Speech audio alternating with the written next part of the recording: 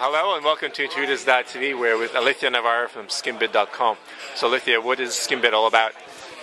Well, Skimbit is a social decision-making tool, and what I mean by that is that it's the ability to research and make decisions online with the help of others. So rather than send emails with copied and pasted links of sites that you're interested in, so for instance if you're organising a group holiday or organising the various aspects of a wedding, rather than send emails with lots of links and getting all your friends to go to each of those links, visit them, write back their feedback and reach a consensus that way, with Skimbit you simply click a button when you find a site that you like, and it skims the best bits from that site into your own web page. Then you continue searching and eventually you have one page that has the results of all your internet research presented in a way that makes it easy to compare, analyse, get feedback from all your friends and reach a consensus. So it can be used for all sorts of group decisions, like organising a group holiday or finding bridesmaid shoes with your bridesmaids, or even personal decisions like researching the purchase of a TV or car. So let me see if I got this right. So let's say we're, me and my friends want to go away, right? So, and I'm the planner. Yep. I go to various sites, let's say about the place we're going to, maybe flights, hotels, and as I go through that planning process, right, I imagine what I do is I maybe select the text and images that interest me, and then you say there is a button in the browser that I click, and you, I guess, remember that information, and so you pull in, you bring together everything that I've kind of found important into the site, so that when my friends want to see what I've selected, they come to your site, Skimbit.com, and they see, here's the information of the flights, the hotels.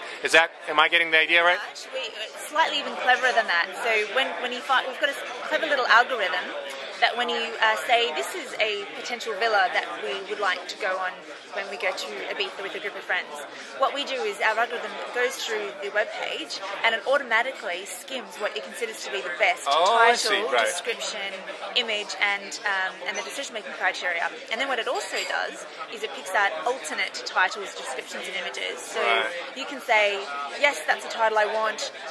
No, let's look at the other descriptions that Skimbit is suggesting. That's the best description.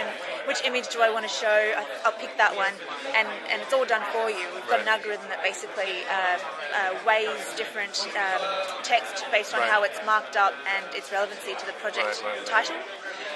The decision-making criteria at the moment you have to populate yourself, so things like the price, the location, whether it has a swimming pool. We provide the framework for it, but you have to manually enter that. In time, we'd like to build sort of a semantic intelligence that will do that for us, but that's a little bit away yet. So in version 2, I will say Ibiza, and boom, right? I've got the price of the hotels. I won't even have to go and do all the work. Well, not quite. And actually, we're quite proud of the fact that we don't replace the searching. There's a lot of semantic search, social search. There's Google. There's about 1 billion different ways to search, and we actually deliberately do not get involved in that side of things.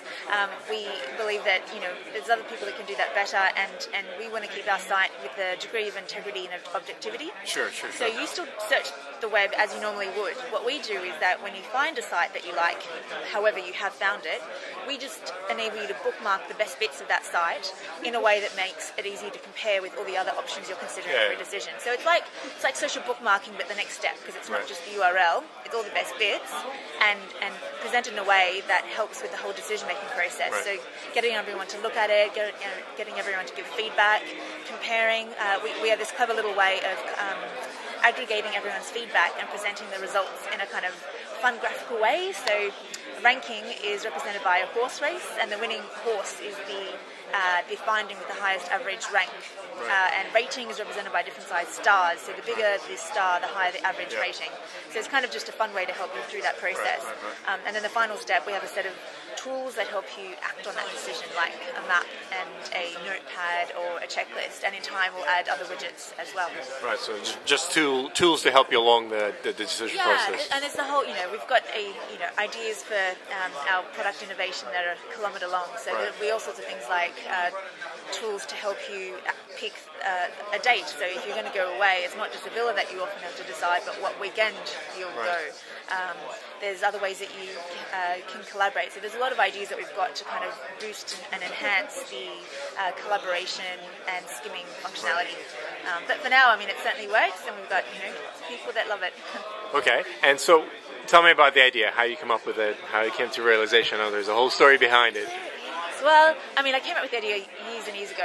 This was even pre-Web 2.0, if anyone watching this actually even remembers that there was a pre-Web 2.0. And I was just always a social organizer, and I'm slightly anal in the sense that I like to research very thoroughly, you know. So if it was going to be a holiday with friends, I would spend probably, you know, a month, maybe 5 minutes in my lunch break, 10 minutes at the end of the day before I go home, just looking around and seeing what's available. And I used to write notes, I used to create spreadsheets, I used to send emails to everyone, drive everyone crazy, etc. So you're that type of friend. I would like to think of myself as thorough, and even if it was just something personal, like when I was buying a TV, I, you know, spent a lot of time going and reading different forums and bulletin boards, and the process took ages and wasn't very efficient because I keep forgetting, where did I see that really good TV that had that good price? I don't remember. So there was that problem, but I had no idea, one, how to do it. I kind of visualized a kind of installable thing that kind of grabbed things. I didn't really understand the technology and how I could make it happen, and I didn't understand how to monetize it. And then fast forward a few years later, when I was sitting in a Google boardroom applying for a product manager role in Sydney, and this was interview number 5. They're very thorough at Google, and unfortunately I had a nasty character who made me unnaturally nervous in the interview, and I didn't do so well and didn't get the job. But in that interview, one of the questions they asked was, come up with a product idea and describe what features it would have and how you would market it. And so you're there thinking, what am I going to say? And I remembered this idea that I'd had years ago, and so I started talking about it, and got quite excited and animated, and you know, I thought I did quite a good job. In the end, it was one of those, I think, very fate-driven moments where I didn't get the job, but as I left that interview, I thought, you know what? I just convinced myself that's a good idea. I'm going to do it. And from that point on, I got a loan. I sold some shares I had. I went part-time in my job. I worked nights, weekends.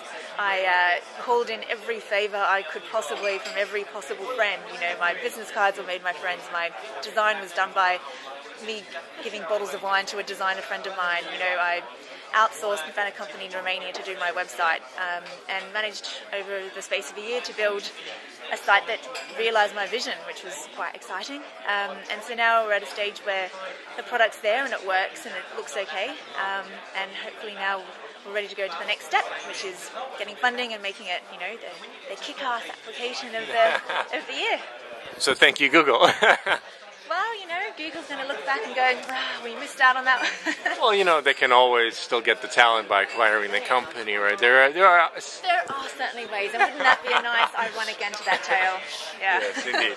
Okay, well, I have kind of one last question, not really related to Skimbit, but, you know, unfortunately, it's rarely that we get to talk to women in Intruders TV, and it's not because of anything but the fact that most of the men are, you know, most of the entrepreneurs are rather seem to be men. And, you know, you as a woman and as a passionate entrepreneur, you know, the passion clearly shows. The question is, you know, what is your view? I mean, why is that the case, right? What are the factors that, you know, why we're not seeing more women as entrepreneurs? It's a good question, and I think if you add another factor to your question, which is to an IT-driven startup. I mean, there are lots of women that start businesses. Sure, yeah. Here, you know, we focus on tech startups. Tech startups.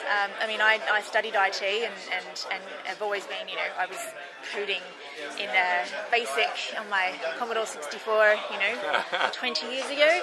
And it's a good question. I think, you know, part of it could be to do with the very nature of women. Are they interested in technology? Right. There are generally a lot less women that seem to be interested in that. They seem to be, you know, I've got lots of friends in fashion and PR and marketing and nursing, and that seems to be perhaps where women generally like to go for like to care or be creative. Right. For me, I like to analyze and build and innovate, and so it just is a much more natural fit for me.